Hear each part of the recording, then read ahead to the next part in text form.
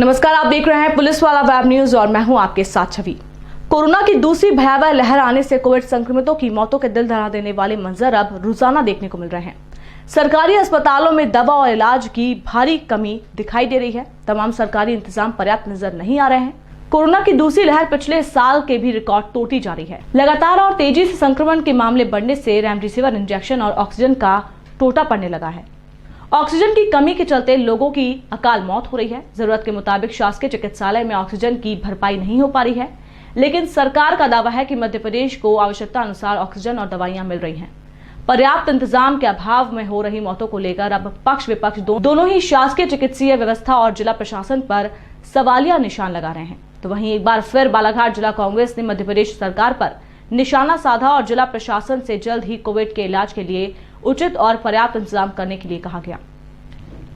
जिला कांग्रेस के ब्लॉक अध्यक्ष श्याम पंजवानी ने कहा कि कोरोना के विरुद्ध अब लड़ाई भारी होती जा रही है। दवाओं और ऑक्सीजन का टोटा बना हुआ है। अस्पतालों के आईसीयू तो पहले ही भर गए थे, अब वार्डों में भी पलंग खाली नहीं रह गए। कोरोना से मरने वालों की संख्या लगातार बढ़ रही है। ये सब हालत सिस्टम और सरकार की बद इंतजामियों का नतीजा है। मध्य प्रदेश सरकार चुनावों में व्यस्त रही और कोरोना से लड़ने कोई उचित और पर्याप्त इंतजाम नहीं करवाए गए। बालाघाट जिले में बढ़ते कोरोना के मरीजों के लिए वेंटिलेटर बेड बढ़ाए जाने की तत्काल आवश्यकता है।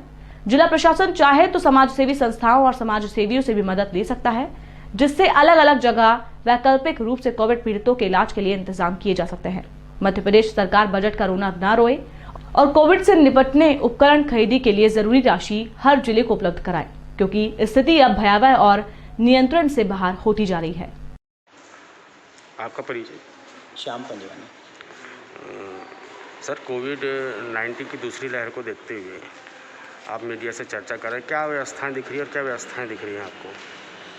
देखिए, जिस प्रकार से पूरे देश सहित मध्य प्रदेश के अंदर स्थितियां कोविड के चलते बिगड़ते जा रही है, उन्हीं बिगड़ते हुए हालात को बालाघाट जिले की अगर बात करूं मैं, तो बालाघाट में प्रतिदिन कोरोना पेशेंट की तादाद बढ़ते जा रही है और बालाघाट सहित आसपास, चाहे वो छिंदवाड़ा हो, चाहे वो सिवनी हो, चाहे वो रायपुर हो, चाहे नागपुर हो, ऐसी जगहों पर भी कोविड पेशेंट के लिए बेड उपलब्ध नहीं है, ऑक्सीजन की व्यवस्था नहीं है। निश्चित तौर पर मृत्यु की दर बढ़ते जा रही है और जो हमारी सरकार है वो केवल और केवल अपनी राजनीति रोटी सेकने के लिए दमों में जाकर पूरी सरकार कैबिनेट सहित बैठ गई है। आज राजनीति करने का हमारा कोई उद्देश्य नहीं है, ना ही हम आज इस मुद्दे को लेकर राजनीति करना पसंद कर रहे हैं, लेकिन आम जनमानस की जिस प्रकार से भावना है, विगत 1 वर्ष पहले कोविड चालू हुआ, लगातार प्रदेश में बीजेपी की सरकार रही। हमारे प्रदेश के मुख्यमंत्री द्वारा केवल राजनीतिक पार्टियों और सरकारों को, खासकर मध्य प्रदेश के अंदर जिस तरीके से सरकार को पलटने के लिए प्रयास किया गया और उसके बाद उपचुनाव और फिर चुनाव के लिए वो लगातार प्रयासरत रहे। सरकार आम जनमानस के लिए उनका कोई जवाबदारी नहीं हुई, केवल चुनाव जीतने के लिए उन्होंने पूरा भरकर प्रयास किया, पूरी अपनी कैबिनेट के साथ किया। उसके बाद बंगाल चुनाव, अनेक दूसरे राज्यों में जाकर आप वहाँ पर चुनाव प्रचार में लग गए, लेकिन मध्य प्रदेश की जनता के लिए आपका कोई दायित्व तो समझ में नहीं आ रहा था आपको।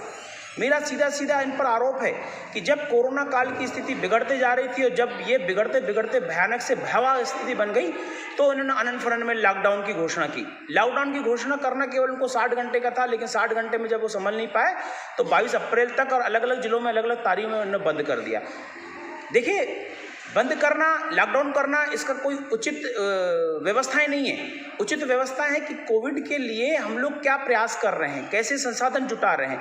इन व्यवस्थाओं के साथ अगर कोविड से लड़ाई लड़ेंगे तो निश्चित तौर पर हम इस पर फतह पाएंगे। लेकिन सरकार का सीधा जो सोच है वो केवल सरकार चुनाव जीतने के लिए इतनी ये राजनीति कर रही है कि इनको आम जनमानस से कोई मतलब नहीं है।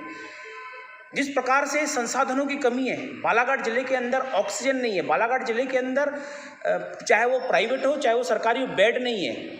5-5 लाख रुपए लेकर बड़े बड़े जो लोग हैं, बड़े बड़े घराने के लोग हैं, वो खड़े हैं, लेकिन उनको बेड नहीं मिल रही है। जब 5 लाख रुपए में बेड की व्यवस्था नहीं हो रहा है तो आम जनमानस की आप सोचिए कैसी स्थिति बन रही है।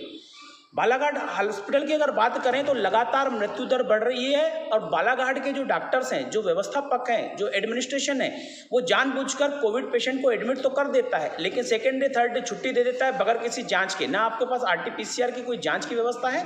4 बजे RT-PCR के लिए आप लोग केवल 50 लोगों को कूपन दे देते हैं और आधे घंटे में जो खत्म होता है, जबकि यहाँ पर लगभग 500 से 700 पेशेंट पर डे आ रहे हैं चेक कराने के लिए और उसमें 100-150 ये ऑथेंटिक रिकॉर्डिंग सरकार की ओर से एडमिनिस्ट्रेशन तरफ से आ रही हैं, लेकिन व्यवस्थाएं नहीं हो पा रही है। आप क्या मांग करेंगे, कैसी व्यवस्था वर्तमान स्थिति को देखते हुए कैसी व्यवस्था होना चाहिए? देखिए लगातार बालाघाट इतना प्यारा शहर है, यहाँ पर समाज सेवी संस्थाएं हैं, अलग अलग प्रकार की पार्टियां हैं, उसमें कांग्रेस पार्टी भी आ गई, अलग अलग समाज सेवी संस्थाएं हैं। एडमिनिस्ट्रेशन को चाहिए, सरकार को चाहिए कि इन सबकी संस्थाओं के जो अगर आपको व्यवस्थाएं चाहिए तो ऐसी संस्थाओं के साथ बैठकर आप एक उनसे आवेदन करें, निवेदन करें कि उनके जो भवन है, चाहे वो हमारा कांग्रेस का भवन हो, चाहे वो भारतीय जनता पार्टी का भवन हो, चाहे अन्य संस्थाओं का भवन है, उनका भवन आप उनसे लीजिए, लेकिन संसाधन आपको जुटाने होंगे, संसाधन आपको व्यवस्था बनानी पड़ेगी। और स्वयंसेवी संस्थाओं से भी निवेदन है कि आप आगे आकर ऐसी कोविड वाली महामारी में आप अपना सहयोग करें। निश्चित तौर पर राजनीति का समय है और हमारा कोई मकसद भी नहीं है यहाँ पर राजनीति करने का, लेकिन जिस प्रकार से गरीब आदमी, आम जनमानस मर रहे हैं, उनको देखते हुए आज पीड़ा हो रही है कि जहाँ सरकारें का दायित्व बनता है आम आदमी को स्वास्थ्य सुविधा देने के लिए, स्वास्थ्य का अधिकार हमारी मनमोहन सरकार ने दी थी हर व्यक्ति के लिए, ये वो पूरी नहीं कर पा रहे हैं। देखिए जिस प्रकार से जिला प्रशासन और हॉस्पिटल द्वारा, चाहे वो बूढ़ी ITI हो, चाहे वो दूसरे कोविड सेंटर हैं, उन कोविड सेंटरों में संसाधनों की बहुत कमी है। यहाँ पर अगर हद से अगर तो 40 से 50 लोगों से ऊपर का यहाँ पर इलाज होना संभव नहीं है। तो सरकार को चाहिए कि ऐसी जगहों पर, चाहे वो वेंटिलेटर हो, चाहे वो ऑक्सीजन की मात्रा हो, चाहे वो रेमडेसिविर की इंजेक्शन है, इन सब की पर्याप्त मात्रा में व्यवस्था की जाए और तत्काल व्यवस्था की जाए। और रही बात फंड की, तो 10 तारीख को मुख्यमंत्री जी द्वारा घोषणा की जाती है कि प्रत्येक जिले में हम 2 करोड़ रुपये देंगे और 13 तारीख को घोषणा करती है कि उसको कम कर 1 करोड़ किया जाता है। मेरा सीधा आरोप है कि जब आपको सरकारें हटानी थी, विधायकों को खरीदने के लिए 50-50 करोड़ रुपए का आपके पास फंड पड़ा हुआ था सरकारों को हिलाने के लिए, सरकारों को हटाने के लिए, तो आज तो भरपूर मात्रा में आपके पास धन की कमी नहीं है। तो ये पूरा धन, चाहे वो जिसके पास भी हो, जिन भी मंत्रियों के पास हो, जिन भी सरकार के पास हो, शासन के पास हो, ये पूरा धन आज की तारीख में इन सब संसाधनों के लिए उनको लगाना चाहिए, ना कि पैसों की कमी दिखानी चाहिए। मेरा सीधा आपसे निवेदन है कि जिस प्रकार से मृत्यु दर बढ़ रही है, आप इनको रोकिए और अगर संसाधनों की एकजुटता होती है तो बालाघाट जिले के अंदर, पूरे प्रदेशों के अंदर स्कूल हैं, कॉलेजेस हैं, बड़े बड़े हॉल्स हैं, बड़े बड़े स्वयंसेवी संस्थाओं के बड़े बड़े हॉल्स रखे हुए हैं, आप उन सबको अधिग्रहित कीजिए। मेरा कहने का मतलब आप उनसे निवेदन कीजिए। और मैं नहीं समझता कि बालाघाट जिले के अंदर या पूरे प्रदेश के अंदर कोई भी स्वयंसेवी संस्था अपना भवन आपको नहीं देगी, लेकिन ज़रूरत है नर्सिंग स्टाफ की। आपको तत्काल इन सब विषयों पर पैसा खर्च करना चाहिए, बजट पास करना चाहिए और तत्काल पर जिले में 10-15 करोड़ रुपए, हर जिले में वहाँ की आबादी के हिसाब से 10-20 करोड़ रुपए उनको आवंटित करना चाहिए, ताकि सुविधाजनक व्यवस्था बनाई जा सके यहाँ पर लोकल प्रशासन के हिसाब से।